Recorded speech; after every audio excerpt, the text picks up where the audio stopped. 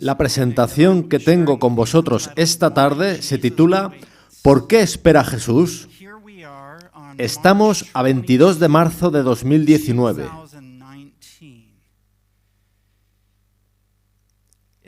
Se hace difícil de creer que, como pueblo, estamos aquí desde 1844.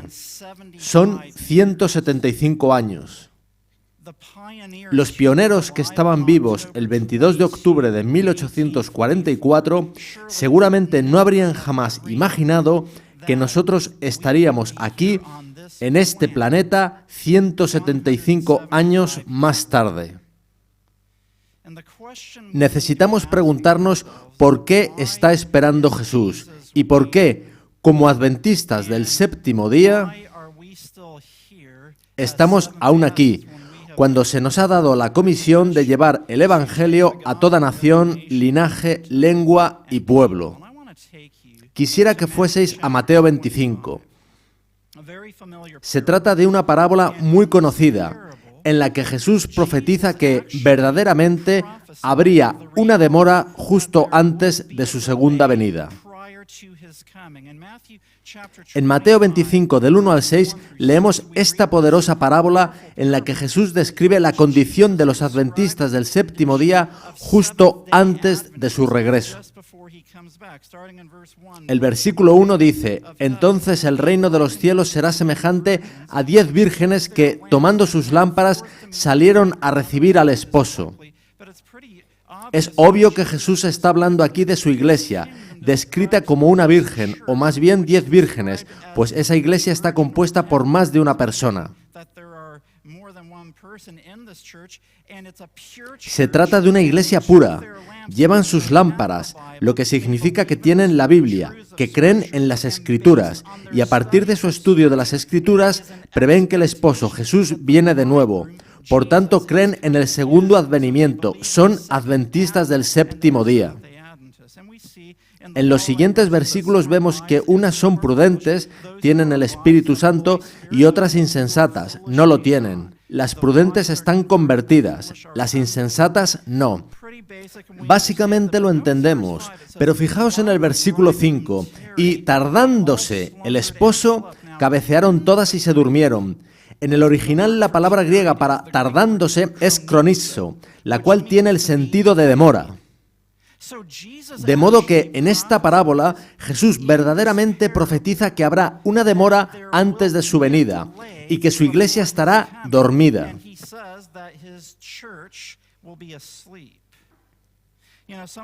Solemos anhelar el momento en el que regrese Jesús, lo cual nos sacará de este mundo de sufrimiento y dolor. Sin embargo, no solemos mirar al asunto desde la perspectiva de Dios, considerando que quizás seamos nosotros quienes le estamos demorando a Él.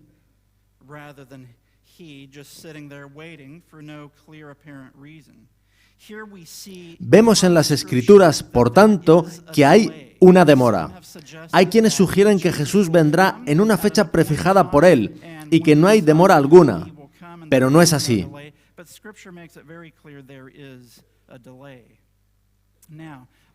Quisiera ahora que fueseis a Santiago 5, 7 y 8, donde se nos dice muy claramente a qué está esperando Jesús.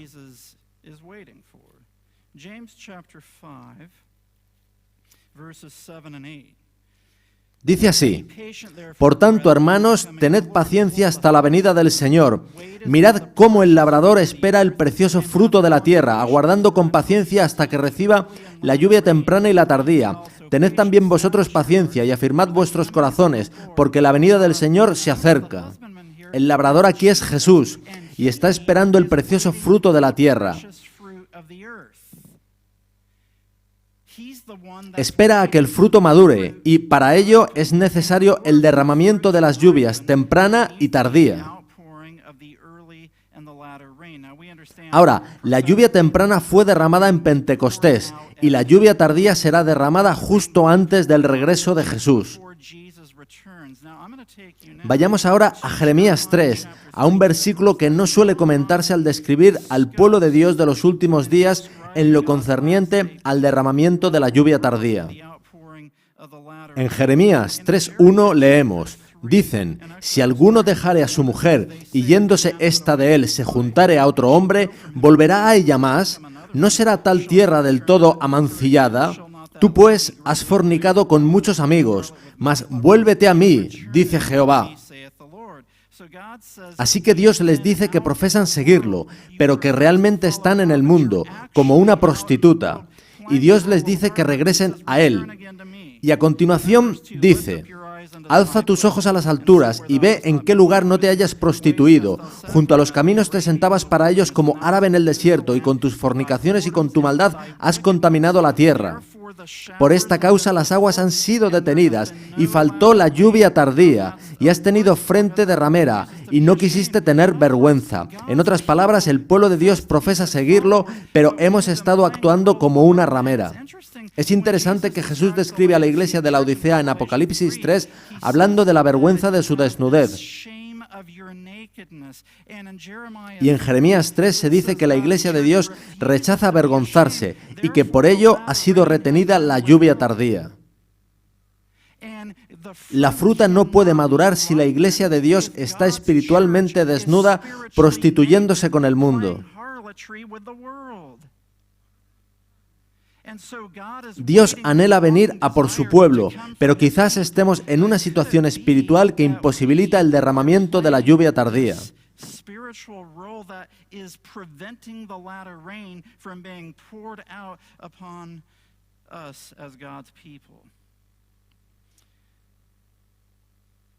Veamos ahora algunas citas que claramente describen esta demora.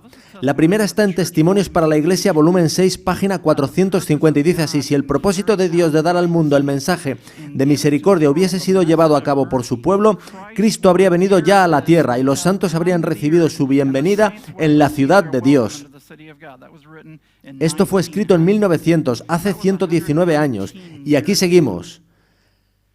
La siguiente está en el Evangelismo, página 695, y dice así: si los adventistas, después del gran chasco de 1844, se hubieran aferrado a su fe y hubieran ido unidos en pos de la providencia de Dios, y si hubieran recibido el mensaje del tercer ángel, y si lo hubieran proclamado al mundo con el poder del Espíritu Santo, habrían visto la salvación de Dios. El Señor habría obrado con poder mediante sus esfuerzos, la obra se habría terminado y Cristo habría venido para recibir a su pueblo y darle su recompensa. Vemos de nuevo que Cristo podría haber venido ya. No era su propósito que estuviésemos aún aquí en 2019. Veamos ahora por qué aún estamos aquí. Esto está en el manuscrito 4 de 1883 y aparece en el Evangelismo, página 696. Dice así: durante 40 años la incredulidad, la murmuración y la rebelión impidieron la entrada del antiguo Israel en la tierra de Canaán. Los mismos pecados han demorado la entrada del moderno Israel en la Canaán celestial. En ninguno de los dos casos fallaron las promesas de Dios. La incredulidad, la mundanalidad, la falta de consagración y las contiendas entre el profeso pueblo de Dios nos han mantenido en este mundo de pecado y tristeza tantos años. Solo sobre incredulidad, mundanalidad y falta de consagración podríamos dar todo un sermón o toda una tanda de sermones. Pero pensad un momento, no en personas que no creen en la Biblia o en el espíritu de profecía, sino en vosotros mismos como una de las 10 vírgenes que espera el retorno de Jesús.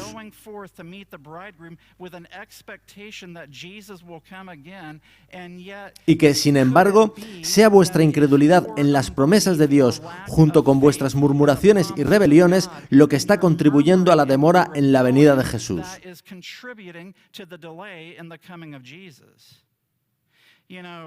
Muchas veces nos echamos las manos a la cabeza con lo que hacían los hijos del antiguo Israel.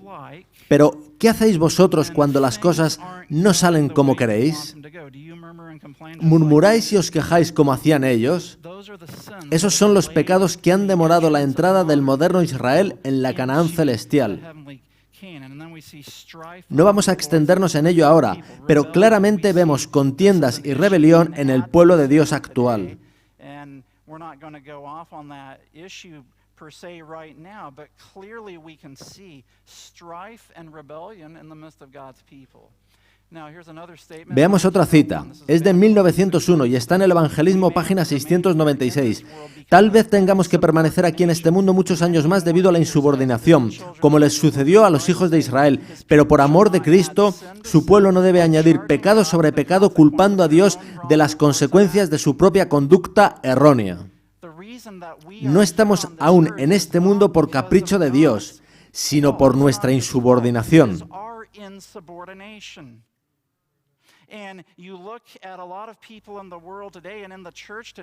Muchas personas en la iglesia ponen su conciencia personal por encima de lo que dice la Biblia. Sitúan su opinión por encima de la palabra de Dios y actúan según su propia lógica. Es ese tipo de mentalidad el que nos está reteniendo como pueblo en este mundo por tantos años.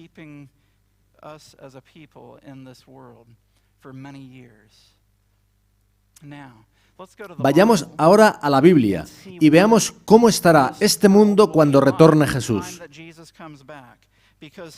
Porque, afortunadamente, la profecía nos dice que algún día Dios tendrá un pueblo que estará preparado para que vuelva Jesús, y entonces Él vendrá para recogerlos. Apocalipsis 14, del 14 al 16, dice así: Miré, y he aquí una nube blanca, y sobre la nube uno sentado semejante al Hijo del Hombre, que tenía en la cabeza una corona de oro y en la mano una hoz aguda. Y del templo salió otro ángel, clamando a gran voz al que estaba sentado sobre la nube: Mete tu hoz y siega, porque la hora de segar ha llegado, pues la mies de la tierra está madura. Y el que estaba sentado sobre la nube metió su hoz en la tierra, y la tierra fue segada. El Hijo del Hombre aquí es Jesús, que es también el labrador que en Santiago 5:7 espera el precioso fruto de la tierra. Apocalipsis 14 nos confirma que llegará un tiempo en que la mies de la tierra estará madura, lo cual significa que se habrá derramado la lluvia tardía. Ahora, algunos podrán preguntarse si la cosecha ya está madura y Jesús está simplemente sentado en el cielo, contemplando con gozo durante 150 años la hermosa cosecha madura de la Iglesia Adventista. ¿Pensáis que es así?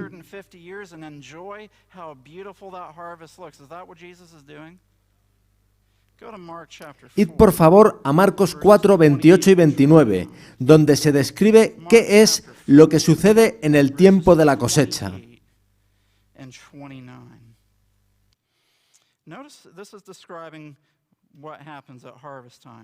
Dice así: porque de suyo lleva fruto la tierra, primero hierba, luego espiga, después grano lleno en la espiga. Y cuando el fruto está maduro, enseguida se mete la hoz, porque la siega ha llegado.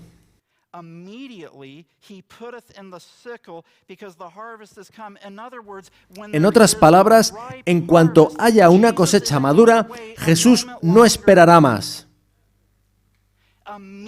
Inmediatamente meterá la hoz y recogerá el fruto maduro, pues se habrá derramado la lluvia tardía. Y en Hechos 5:32 se dice que se da el Espíritu Santo a los que le obedecen.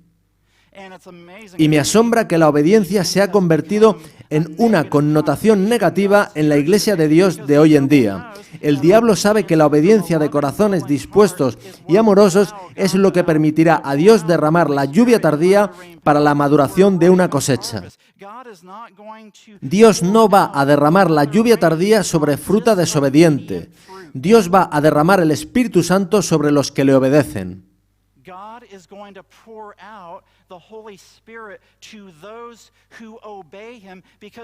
En la Iglesia Adventista del Séptimo Día tenemos un problema de orgullo. Muchos quieren ser centros de influencia.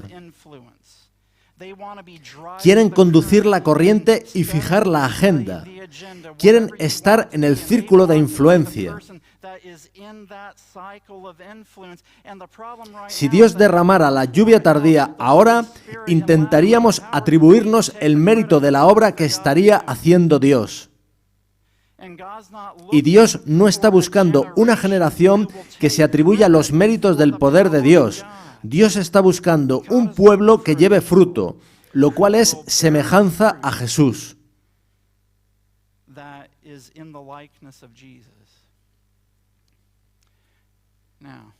Leeré ahora un texto de Palabras de vida del Gran Maestro. Comienza en la página 67 y dice así: el trigo desarrolla primero hierba, luego espiga, después grano lleno en la espiga. El objeto del agricultor al sembrar la semilla y cultivar la planta creciente es la producción de grano. Desea pan para el hambriento y semilla para las cosechas futuras. Así también el agricultor divino espera una cosecha como premio de su labor y sacrificio. Y aquí empiezan a aclararse las cosas. Cristo está tratando de reproducirse a sí mismo en el corazón de los hombres. Voy a parar ahí. Fijaos que no es simplemente reflejar quién es Él, es reproducirse a sí mismo. Hay una diferencia. A veces oigo decir que la reproducción del carácter de Cristo es como la luna reflejando la luz del sol. No enseña eso la Biblia, os lo mostraré. Y no es lo que dice esta cita. Cristo está tratando de reproducirse a sí mismo en el corazón de los hombres, y esto lo hace mediante los que creen en Él. Ahora, dejadme deciros esto: si no creéis que Cristo puede reproducirse a sí mismo en vosotros, no sucederá.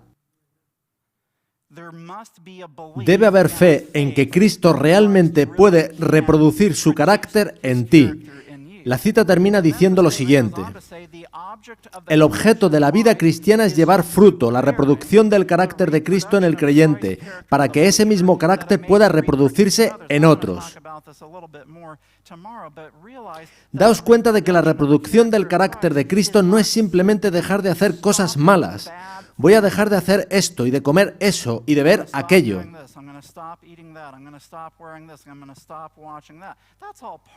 Eso es parte, pero el gran propósito de la reproducción del carácter de Cristo es que seas testimonio como lo era Jesús. Entonces llevarás fruto que hará a otros recordar a Jesús. Y no solo eso, sino que su carácter será a su vez reproducido en otros por tu influencia. No buscamos simplemente ganar miembros de iglesia, sino discípulos que tendrán el carácter de Cristo. Quizás hayáis oído la triste historia de un nuevo converso que vino a la iglesia. Ardía por el Señor, amaba al Señor, quería contar a todos todo lo que podía sobre Cristo. Y un, entre comillas, bien intencionado hermano le dijo: no te preocupes, te enfriarás y en unos meses serás como el resto de nosotros. Eso no es la reproducción del carácter de Cristo. Saltamos un párrafo y la cita sigue diciendo: no puede haber crecimiento o fructificación en la vida que se centraliza en el yo. Si habéis aceptado a Cristo como a vuestro Salvador personal, habéis de olvidar vuestro yo y tratar de ayudar a otros. Hablad del amor de Cristo, de su bondad, cumplid con todo deber que se presente, llevad la carga de las almas sobre vuestro corazón y por todos los medios que estén a vuestro alcance tratad de salvar a los perdidos. A medida que recibáis el Espíritu de Cristo, el Espíritu de amor desinteresado y de trabajo por otros, iréis creciendo y dando frutos. Fijaos en qué es el Espíritu de Cristo. Es el Espíritu de amor desinteresado y de trabajo por otros. Ved que no es solo dejar de hacer cosas malas, sino también desarrollar en el corazón el amor de Cristo que gane almas. Las gracias del Espíritu madurarán en vuestro carácter, se aumentará vuestra fe, vuestras convicciones se profundizarán, vuestro amor se perfeccionará, reflejaréis más y más la semejanza de Cristo en todo lo que es puro, noble y bello. Y entonces Ellen White cita Gálatas 5, 22, 23, que nos da una descripción muy clara de qué significa reproducir perfectamente el carácter de Cristo. Porque solemos saltar a la página 69 de Palabras de Vida del Gran Maestro sin leer el texto bíblico al que ella enlaza, que es Gálatas 5, 22 y 23. El fruto del Espíritu es amor, gozo, paz, paciencia, benignidad, bondad, fe, mansedumbre, templanza. Quisiera comentar ahora algo sobre lo que suele llamarse adventismo conservador, si queréis usar ese término. A veces, ese llamado adventismo conservador puede pensar que, si enseña la teología correcta de la Biblia y el espíritu de profecía, Dios pasará por alto una actitud avasalladora e irritante, como de un elefante en la cacharrería, para tratar de imponer la verdad a toda costa. Con eso la gente se apaga, por mucho que se piense que se ha hecho lo correcto, que se ha compartido la verdad y que luego ellos la rechazaron. Muchos se preguntan por qué no ha vuelto Jesús, y es porque no hay mansedumbre, ni gozo, ni amor, ni paz. A veces no tenemos ese amor y ese gozo. A veces solo sabemos estar tristes y nos preguntamos por qué no ha vuelto Jesús. Imagino que Él mirará para abajo y dirá: ¿son estos los que profesan tener los mensajes de los 3 ángeles?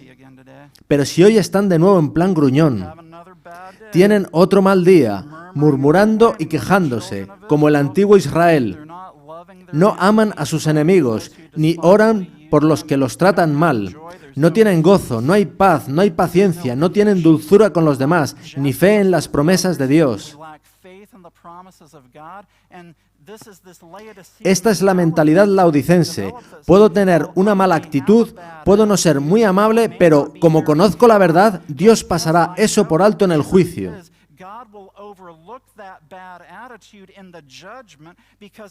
Pues di la verdad a la gente para que conocieran lo que dicen la Biblia y el espíritu de profecía.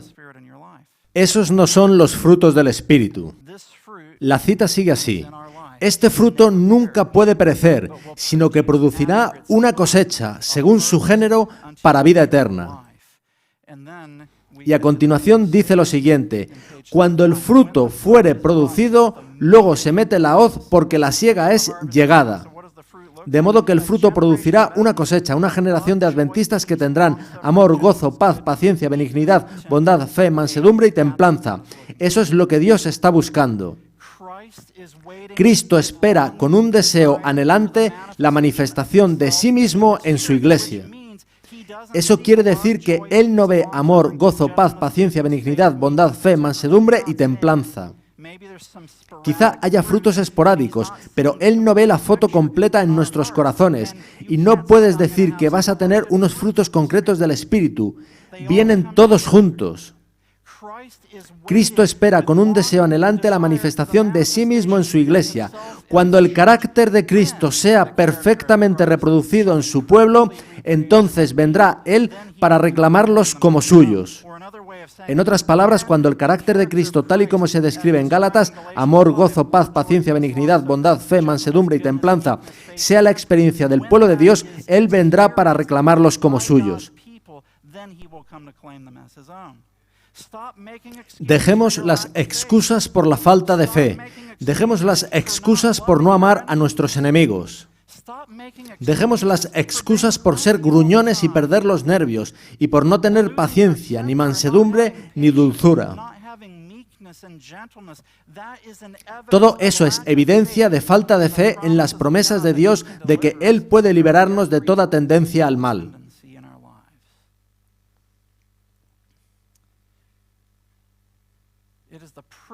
Todo cristiano tiene la oportunidad no solo de esperar, sino de apresurar la venida de nuestro Señor Jesucristo. Si todos los que profesan el nombre de Cristo llevaran fruto para su gloria, cuán prontamente se sembraría en todo el mundo la semilla del Evangelio.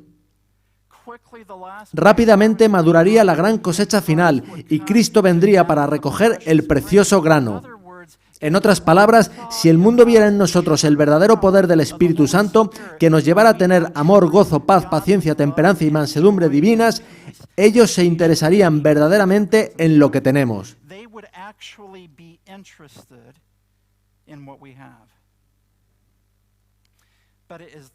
Pero es la mundanalidad, la incredulidad, las contiendas y la falta de consagración entre el pueblo de Dios lo que nos ha mantenido en este mundo. Si algunas personas vinieran a nuestras juntas de iglesia, se preguntarían: ¿por qué habría yo de unirme a esta iglesia? ¿Por qué querría yo dejar todo lo que tengo, incluyendo mi trabajo por guardar el sábado, para unirme a esta iglesia en la que están todos peleados?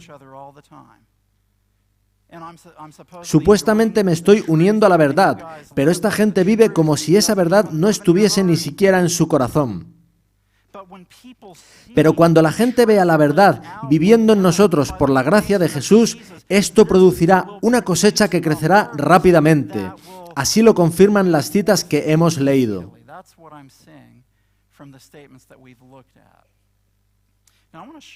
Quisiera mostraros ahora en la Biblia cómo se desarrolla esta cosecha.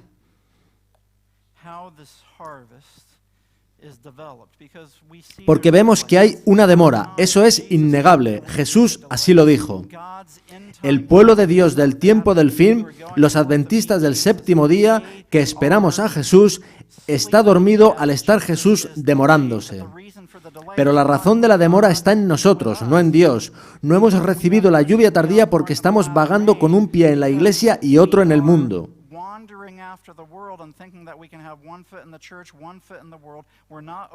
No nos hemos entregado al Señor, no nos hemos convertido, por lo que no se ven en nuestras vidas los frutos del Espíritu Santo, y eso es lo que causa la demora. Quisiera que fueseis a Juan 12, 23 y 24.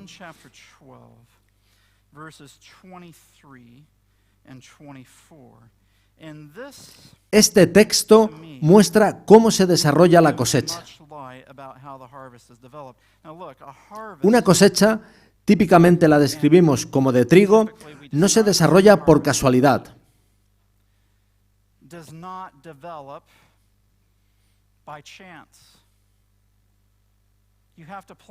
Para que crezca la planta hay que sembrar una semilla. La semilla no puede sembrarse de cualquier manera, sino que, de acuerdo con la Biblia, debe sembrarse de una manera concreta para que se desarrolle una cosecha.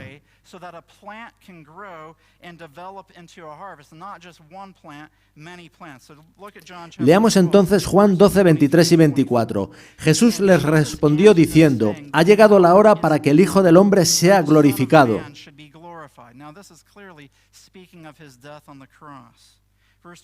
De cierto os digo que si el grano de trigo no cae en la tierra y muere, queda solo, pero si muere, lleva mucho fruto.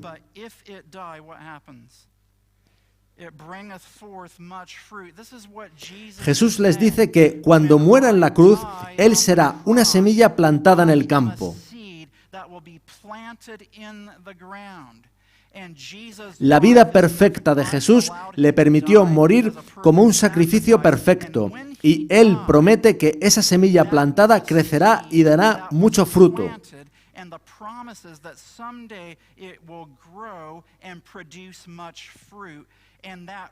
Fruto que será a semejanza de la semilla que fue plantada. Y cuando el fruto esté maduro, tendremos la cosecha.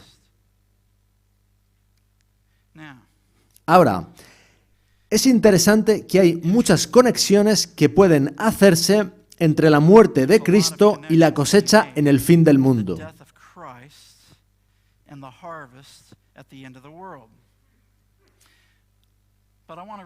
Quiero leeros una cita de El deseado de todas las gentes, página 83. La conocemos, pero ¿cuántos de nosotros seguimos verdaderamente su consejo? Dice así: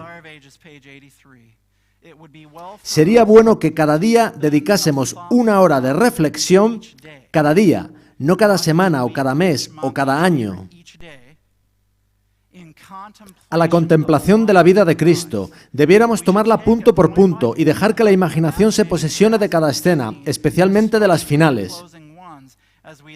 Y mientras nos espaciemos así en su gran sacrificio por nosotros, nuestra confianza en Él será más constante, se reavivará nuestro amor y quedaremos más imbuidos de su espíritu. Si queremos ser salvos al fin, debemos aprender la lección de penitencia y humillación al pie de la cruz. Aquí se describe el proceso de salvación. Encontrándonos con Jesús en la cruz, escapamos de nuestro discurso «no estoy tan mal». Dios, gracias porque no soy como esos liberales que no creen en el espíritu de profecía. Quizás sea mezquino, gruñón y grosero, pero al menos creo en el espíritu de profecía.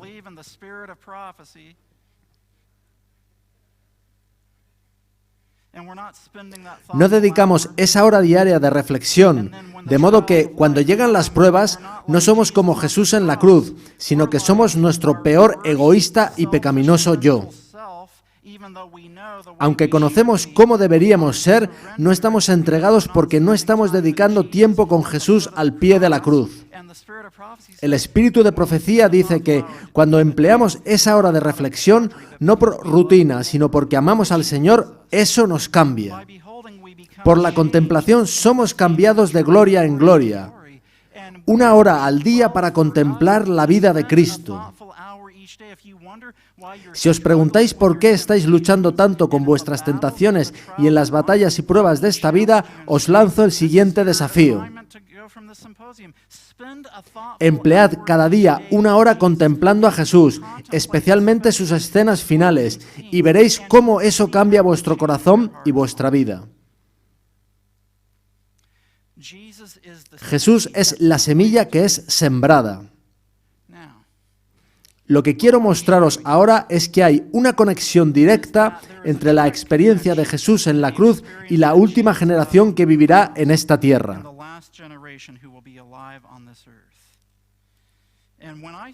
Yo llegué a comprender esto cuando estaba en Trinidad, en los 2 años que estuve allí como misionero. Yo hice allí bastantes predicaciones y recuerdo que un día el Señor me reveló esto durante mi estudio. Aquello me impresionó y me proporcionó una clara comprensión bíblica sobre cómo será esa última generación y sobre cómo será posible. Leamos Apocalipsis 14:12. Aquí está la paciencia de los santos, los que guardan los mandamientos de Dios y la fe de Jesús. Esta es la conclusión del mensaje del tercer ángel. Después, el versículo 13 nos habla de la resurrección especial y del 14 al 20 se nos describe la cosecha. Los 5 primeros versículos de ese capítulo 14 describen a los 144.000. Del 6 al 12 están los mensajes de los 3 ángeles y del 14 al 20 hay una descripción de la cosecha. Los mensajes de los 3 ángeles, versículos del 6 al 12, producen los 144.000, que es la cosecha que viene a recoger Jesús cuando está totalmente madura. Son los 3 mensajes angélicos con el Evangelio eterno los que producen al final del mundo la cosecha de los 144.000. Y una descripción de esta cosecha totalmente madura, a por la que viene Jesús, está en Apocalipsis 14:12. Aquí está la paciencia de los santos, los que guardan los mandamientos de Dios y la fe de Jesús. Lo que voy a mostraros ahora es que cada uno de estos 3 elementos, la paciencia de los santos, los mandamientos de Dios y la fe de Jesús, están perfectamente personificados por Jesús cuando está muriendo en la cruz.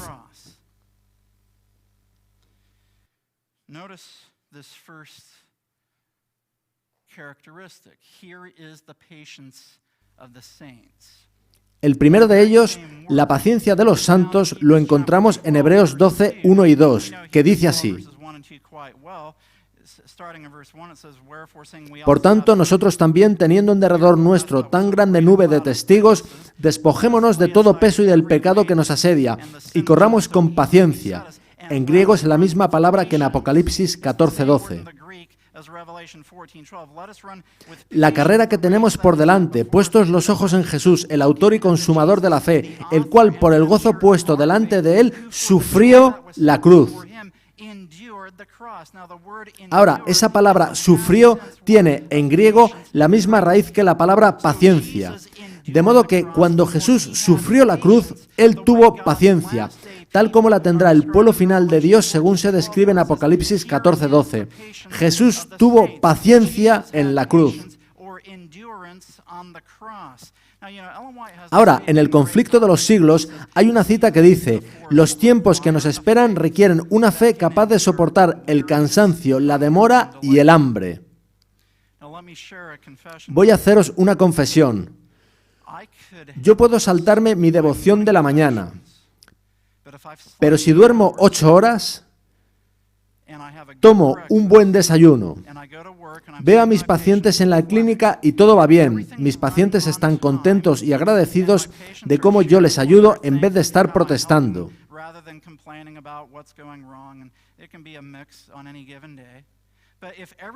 Si todo va perfecto, yo podría ser una persona muy agradable aun sin haber estado en conexión con el Señor esa mañana. Pero la pregunta es, ¿cómo me comporto cuando estoy fatigado, cuando como tarde y, como resultado, voy atrasado en todo?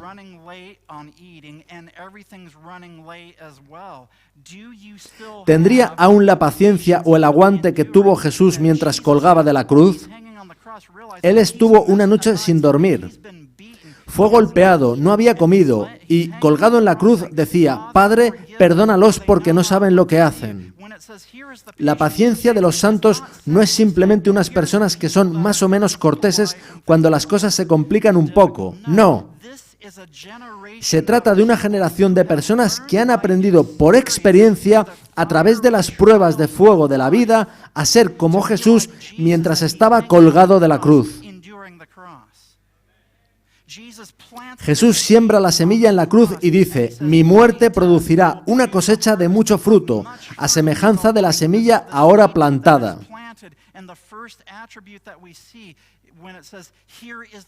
Aquí está la paciencia de los santos, es otra manera de decir, he aquí una generación preparada para pasar por el tiempo de angustia de Jacob, del modo que Jesús sufrió la cruz. Pero no solo eso, también guardan los mandamientos de Dios.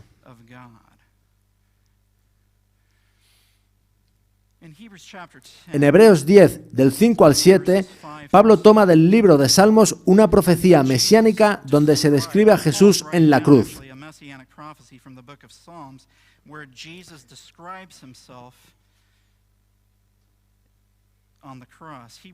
Dice así, por lo cual, entrando en el mundo, dice, sacrificio y ofrenda no quisiste, mas me preparaste cuerpo, holocaustos y expiaciones por el pecado no te agradaron.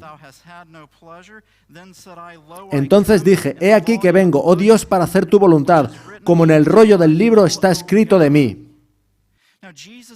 Jesús está diciendo que vino a esta tierra y que un cuerpo fue preparado para él para ser un sacrificio vivo, para hacer la voluntad de Dios. Y en Salmos 40, de donde ese pasaje está tomado, se define claramente cuál es la voluntad de Dios.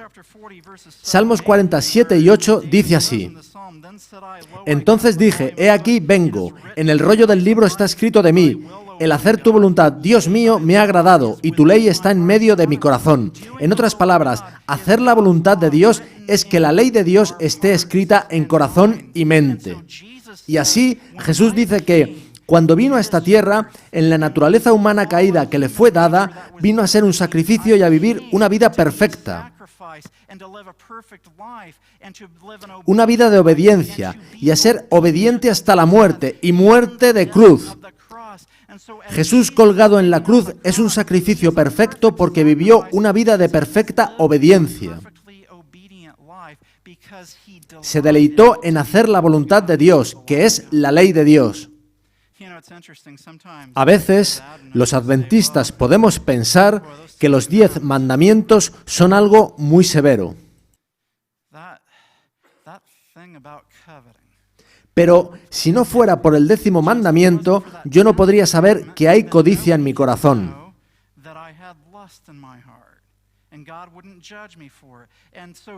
La ley no considera simplemente acciones externas, sino también motivaciones internas. Y Jesús podía decir, el hacer tu voluntad, Dios mío, me agrada, y tu ley está en medio de mi corazón. ¿Cuántos de nosotros podemos decir que estamos agradecidos por poder guardar la ley de Dios? Sin embargo, más adelante en Hebreos 10 dice que el nuevo pacto consiste en escribir la ley de Dios en nuestros corazones. Así que Jesús vivió una vida de nuevo pacto.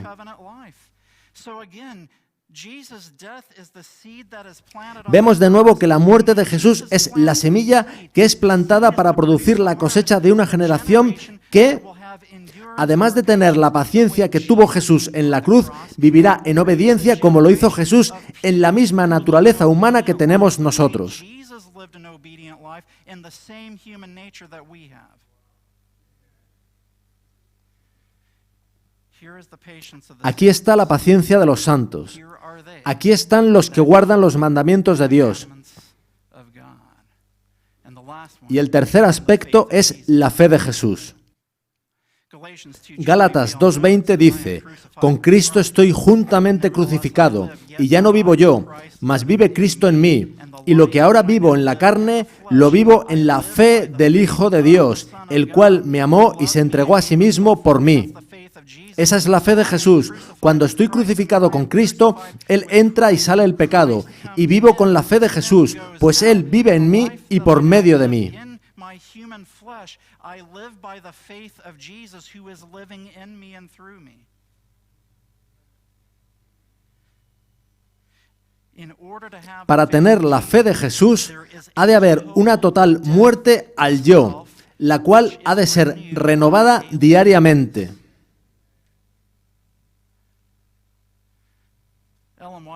Ellen White dice lo siguiente sobre la fe de Jesús en El deseado de todas las gentes. El Salvador no podía ver a través de los portales de la tumba. La esperanza no le presentaba su salida del sepulcro como vencedor, ni le hablaba de la aceptación de su sacrificio por el Padre. Temía que el pecado fuese tan ofensivo para Dios que su separación resultase eterna. Sintió la angustia que el pecador sentirá cuando la misericordia no interceda más por la raza culpable. El sentido del pecado que atraía la ira del Padre sobre él como sustituto del hombre fue lo que hizo tan amarga la copa que bebía el Hijo de Dios y quebró su corazón. Humanamente hablando, cuando Cristo está colgado de la cruz, Él no puede ver más allá de su muerte. No siente que vaya a resucitar. Sus sentidos le dicen que todo está perdido.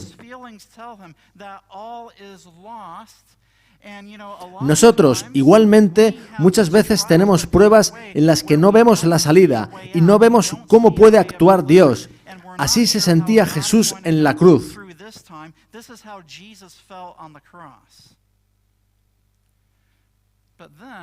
Pero 3 páginas después leemos lo siguiente: de repente la lobreguez se apartó de la cruz y en tonos claros como de trompeta que parecían repercutir por toda la creación, Jesús exclamó: consumado es, Padre, en tus manos encomiendo mi espíritu. Una luz circulló la cruz y el rostro del Salvador brilló con una gloria como la del sol. Inclinó entonces la cabeza sobre el pecho y murió. Aquí es donde a menudo fallamos.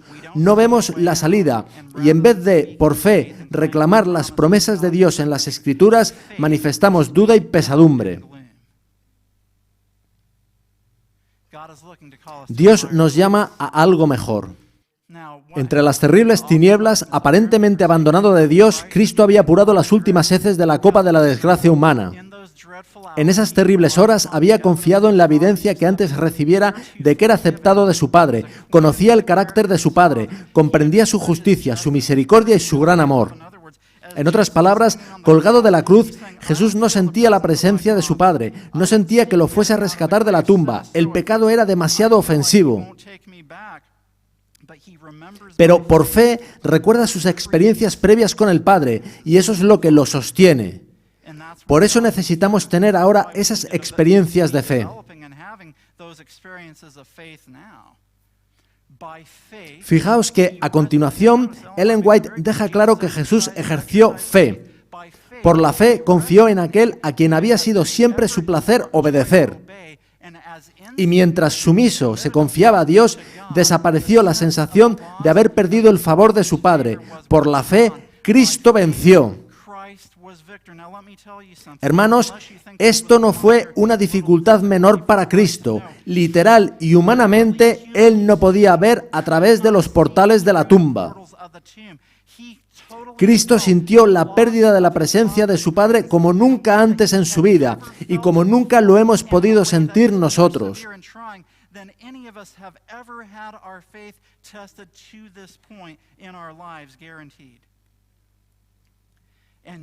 Y, sin embargo, Él demostró que es posible ejercer fe cuando, humanamente hablando, no se ve la salida.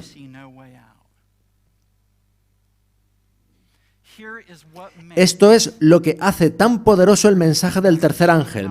Apocalipsis 14:12, aquí está la paciencia de los santos, los que guardan los mandamientos de Dios y la fe de Jesús. Describe a los 144.000, pero describe también a Jesús cuando colgaba de la cruz. Este es el carácter de Jesús y es el mensaje del tercer ángel, el cual ha de ser proclamado y demostrado en alta voz. El mensaje del tercer ángel tiene tanto poder porque describe a Jesús colgado de la cruz y promete que Dios producirá un pueblo que tendrá una vivencia semejante. La semilla producirá una cosecha. Jesús en la cruz produce al final del tiempo una generación que tendrá una vivencia como la suya en la cruz. Por eso tiene poder el mensaje del tercer ángel, el cual no solo será proclamado, sino que también será demostrado.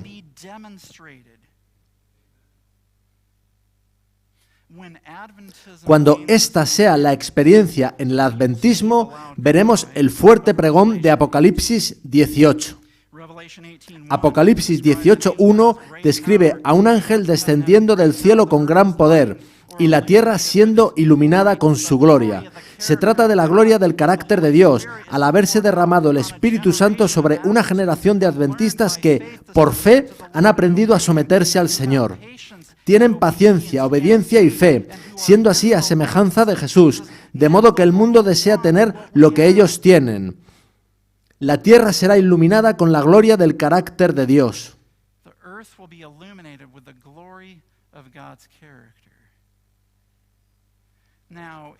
Ahora, este mensaje, además de ser una demostración del carácter de Dios, es también una proclamación.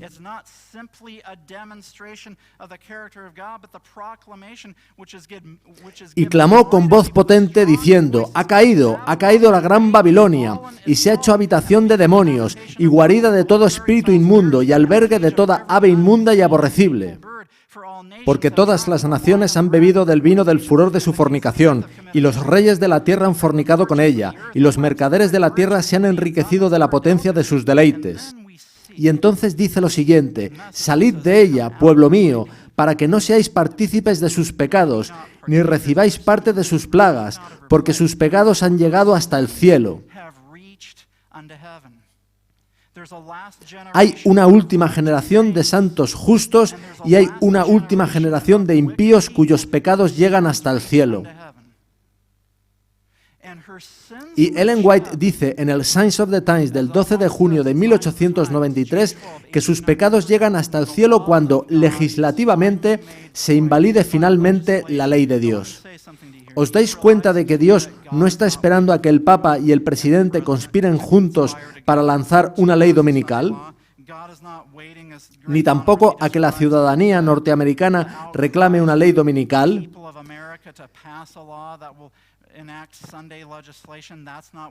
Dios no está esperando a esas cosas. Esas cosas sucederán cuando Dios tenga un pueblo que reproduzca su carácter, que pueda dar una demostración perfecta y proclamar a la gente que salga de Babilonia. Y cuando Dios tenga esa demostración, veremos una ley dominical. No pongamos fechas para la ley dominical. Va contra el claro consejo de la Biblia y el espíritu de profecía. No es ese nuestro mensaje. Nuestro mensaje no es de tiempo. Nuestro mensaje es de preparación del carácter y de total entrega a Jesús.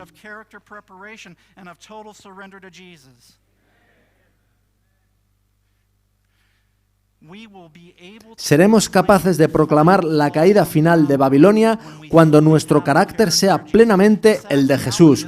La triste realidad es que, a veces, los adventistas del séptimo día proclamamos la caída de Babilonia con el carácter de Babilonia, y eso no funciona. Cuando haya reproducido su carácter en su pueblo, Dios permitirá, en los últimos eventos de la historia de esta tierra, la ley dominical. De modo que Dios utiliza los 3 mensajes angélicos para producir los 144.000 de Apocalipsis 14:12. Los 144.000 son una reproducción del carácter de Cristo. Los 144.000 serán capaces de dar el fuerte pregón con poder porque tendrán el carácter de Jesús. Eso es lo que necesitamos, el carácter de Jesús. Ahora, antes de terminar, quisiera hablaros de la vindicación de Dios, concepto que aparece, por ejemplo, en Ezequiel 36, del 20 al 23.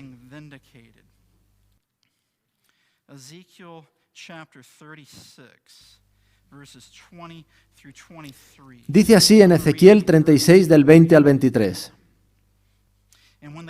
Y cuando llegaron a las naciones a donde fueron, profanaron mi santo nombre, diciéndose de ellos, estos son pueblo de Jehová, y de la tierra de él han salido. En otras palabras, podemos profanar el nombre del Señor mientras profesamos ser el pueblo de Dios. Jeremías 3 habla de eso y de cómo, por ello se ha retenido la lluvia tardía. Sigue diciendo, pero he tenido dolor al ver mi santo nombre profanado por la casa de Israel entre las naciones a donde fueron. Por tanto di a la casa de Israel, así ha dicho Jehová el Señor, no lo hago por vosotros, oh casa de Israel, sino por causa de mi santo nombre, el cual profanasteis vosotros entre las naciones a donde habéis llegado.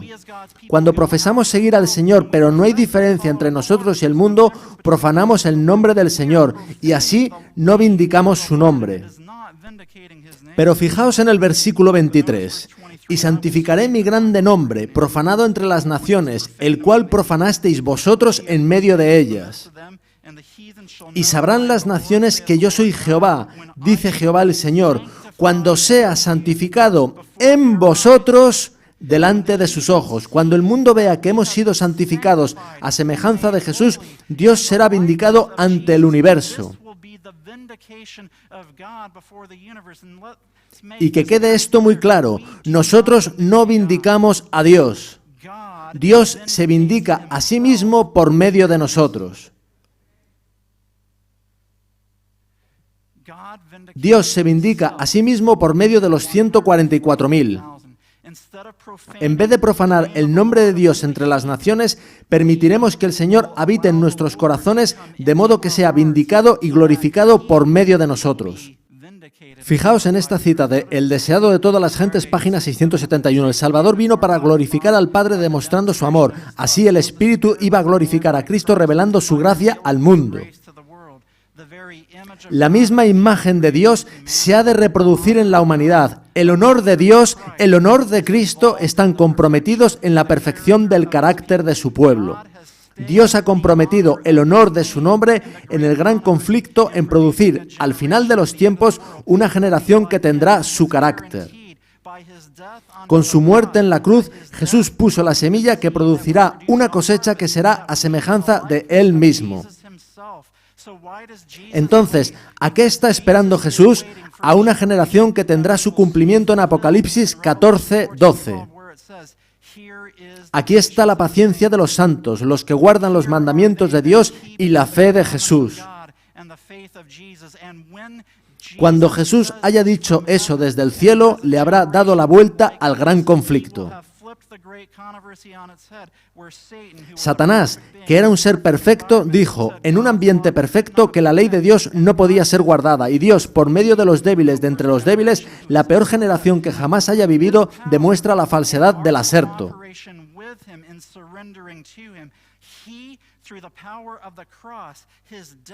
Por medio de su poder y nuestra cooperación al someternos a Él, Él producirá en nosotros la semejanza de sí mismo. ¿No es eso lo que queréis? Es lo que yo quiero y lo que necesito. Y por la gracia de Dios, si somos crucificados con Cristo, será la realidad en nuestras vidas y Jesús vendrá a reclamarnos como suyos.